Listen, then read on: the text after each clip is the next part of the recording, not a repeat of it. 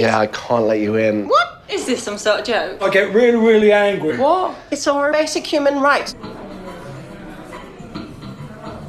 Hey, are you after the toilet? I'm afraid you can't. Are you serious? Yeah. No, but why? No, but why? You can go in. I can? Yes. Great.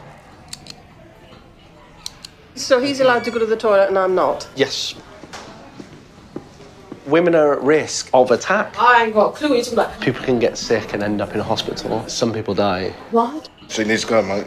Yes, unfortunately. No, she needs to go. There's another toilet a couple of miles that way. Miles? It's ludicrous because I want to wee myself right on the floor if you don't let me go. 1 in 3 people don't have access. You really need the wee. Well, she's number 3. How can I not go to the toilet? Like, I'm still waiting for the punchline. Yeah, no, it's not a joke.